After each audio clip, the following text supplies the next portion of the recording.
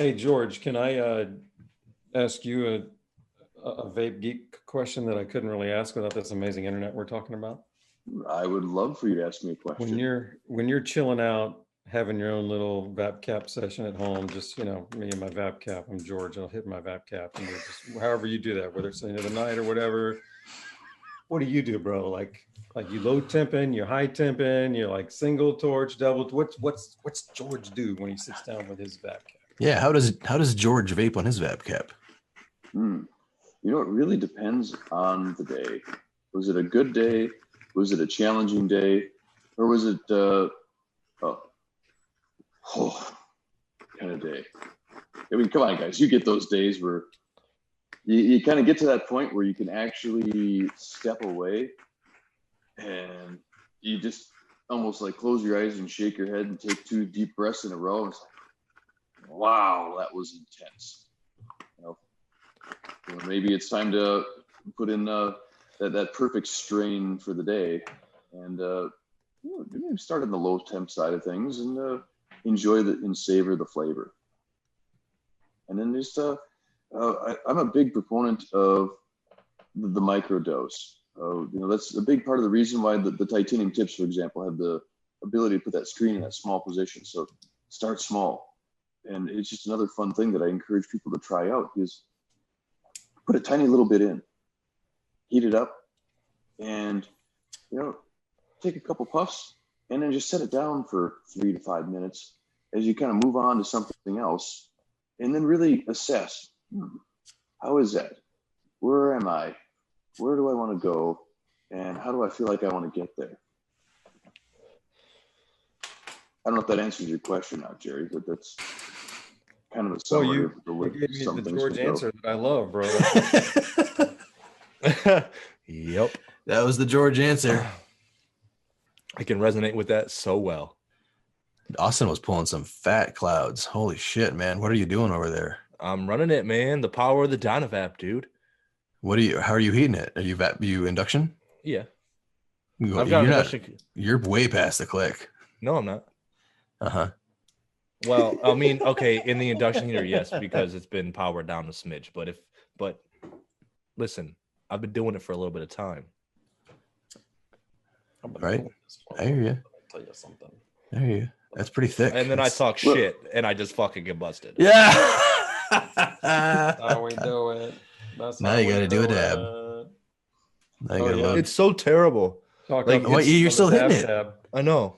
Well, I didn't want to waste it, but oh my god! I every time I get bust, I just thank God that I don't do it anymore. Because it's so terrible. Someone's gonna have to do the dishes now. Yeah. Oh my god. It's a good thing I have a couple of Vap caps around me, so I don't have to worry about it. However, it's still not an enjoyable experience. I don't know. I don't ever understand how I used to do it on purpose anymore. It's interesting how the perspective and preferences change. Yeah. It's interesting how we change.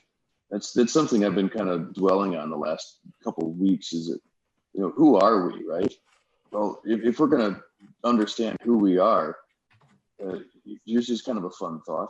We have to really associate that with when we are, right? Because who we are is when we are. Because who we were is not who we are now, or who we're going to be in the future, because we're going to be affected by things that are going to happen, some which we can anticipate and many which we cannot. So true. And you can take action to lead that change, or you can just be monkey mind and let it happen. So when are you right now, George? Wow, I am on the brink of what I think is going to be one of the most incredible experiences to ever happen in my life. And that's as we get ready to transition into 2020. So many of the things that we've been actively working on, at Dynavap, and getting prepared, getting ready to go, getting ready to hopefully continue spreading a lot of goodwill in this community. I'm just absolutely thrilled to have this opportunity in front of us to go after it and to do the things that we just absolutely love to do.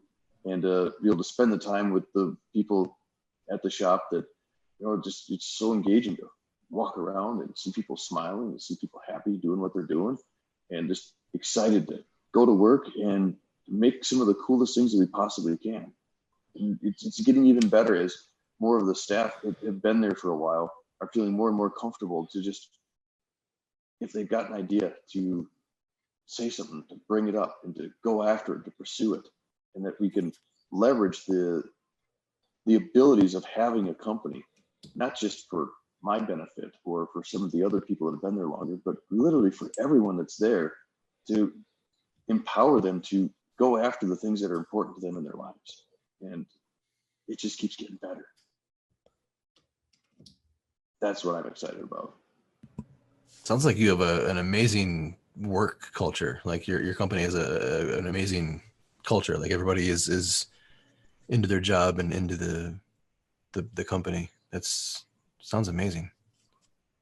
It is by far the most incredible experience that I've ever imagined possible. And I'd like to say that because I want people to know that I am incredibly appreciative for how things have come together. And I don't want anyone to ever think that I take credit for it, because it's definitely not the case. I'm a small part in a much bigger thing that's coming together because of all these awesome, like-minded, positive people that are helping contribute and grow something that I think we all truly care about. And it just makes it so much better, I think, for all of us. I love that you're doing that, because I worked for a company that had a work shouldn't suck philosophy, and they treated their employees very well. And I spent a significant portion of my work career there. And it made me realize that I want that philosophy myself. And it almost ruined me for any other day job. Did it ruin you, or did it open your eyes to the fact that work shouldn't suck? Doesn't mean it's easy. And I don't want anyone to misunderstand. The work that I do now is far and above the most challenging thing that I've ever taken on. Mm-hmm. And I've taken on a few challenges, but this is just, it pushes me right to my mental capacity to just contend with some of these things on certain days. Today was actually one of them. As we're working on some development stuff, and we've got some tight timelines, and we're just putting together all the pieces. Okay, we got to work on this aspect and this attribute, and can we do it today? Can we do it tomorrow? How long is it going to take? What about this? What about the next thing? How long is it going to take? What materials do we need? And just trying to schedule it all out and back up from what the drop dead line is to make sure it's all done.